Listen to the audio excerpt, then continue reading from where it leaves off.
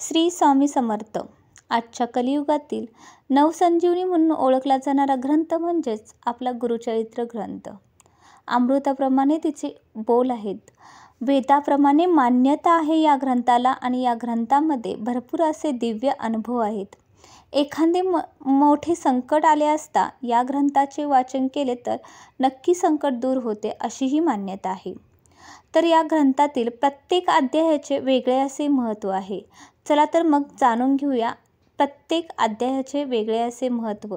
या अध्यायामध्ये 52 अध्याय आहेत आणि 53वा अध्याय नंतर ॲड करण्यात आला आहे. तर पहिल्या अध्यायाचे महत्त्व आहे नित्य गुरुचिंतनाने संपूर्ण जीवन मंगलमय होते. दुसरा अध्याय काळीबाधा व सर्व रोगबाधा नाहीशी होतात. तिसरा अध्याय गुरुकोपाचे शमन होते व व्रताची पूर्तता होते.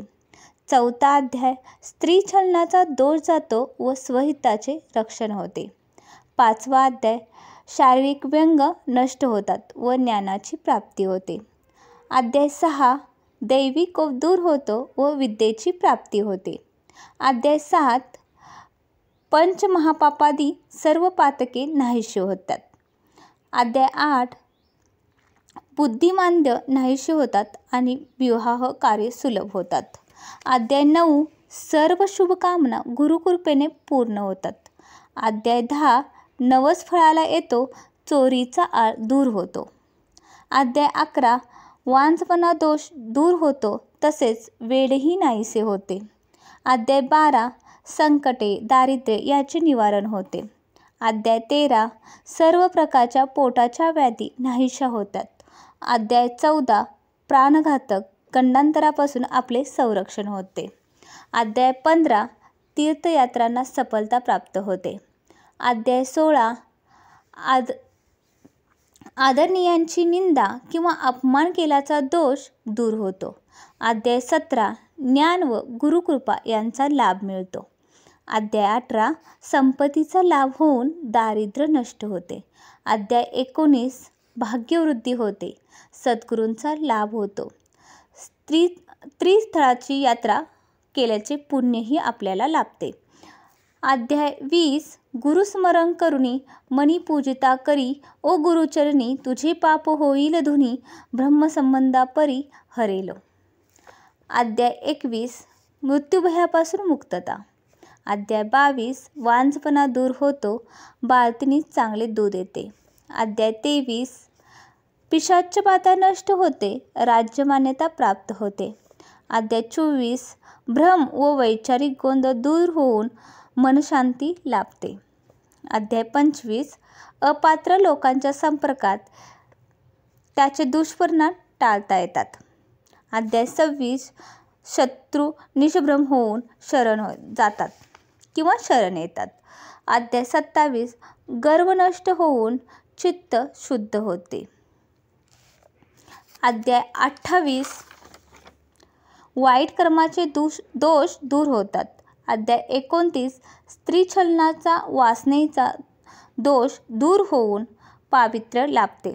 अध्याय 30 कुमारिकींना इच्छित वर प्राप्ती होते, सौभाग्यवृद्धी होते. अध्याय 31 स्त्रीवर येणारे विघ्न टळतात. अध्याय 32 वैधव्याचे दुःख टळते. अध्याय 33 वचनभंग व व्यभिचार दोष दूर होऊन सद्गती लाभते. अध्याय 34 प्राणसंकटाचे निवारण होऊन आयुष्य वृद्धी होते. अध्याय 35 हरवलेले नष्ट झालेले पुन्हा प्राप्त होते, तुटलेले संबंध जुळतात. अध्याय 36 चुकीच्या समजुती जाऊन अंतःकरण शुद्ध होते. अध्याय 37 मूढबुद्धी नष्ट होऊन योग्य ज्ञान व बाह्य प्राप्ती होते. अध्याय 38 निंदा करणारे शरण येतात, अन्नपूर्णा नित्य प्रसन्न राहते. अध्याय 29 सद्गुरूची प्राप्ती होऊन योग्य मार्ग लाभतो किंवा सापडतो. अध्याय 40 कुष्ठरोग नाहीसा होऊन शरीर निकोप होते. अध्याय 41 सद्गुरूंची प्राप्ती होते. अध्याय 42 विद्या व फलाची प्राप्ती होऊन कर्तबगारीला यश येते. अध्याय 43 गर्व व क्रोध नाहीसा होऊन ऐश्वर्याची प्राप्ती होते. अध्याय 44 मनातील भ्रम नाहीसा होऊन योग्य मार्ग सापडतो. अध्याय 45 कुष्ठरोग नाहीसा होऊन गुरुनिष्ठा सफल होते, बुद्धी वाढते. अध्याय 46 चिंता संपते, ज्ञानाची प्राप्ती होते. अध्याय 47 पक्षपाताचा दोष नाहीसा होऊन ममत्व किंवा समत्वाची बुद्धी प्राप्त होते. अध्याय 48 गुरुनिष्ठा विपुल समृद्धी प्राप्त होते, विघ्ने नष्ट होतात.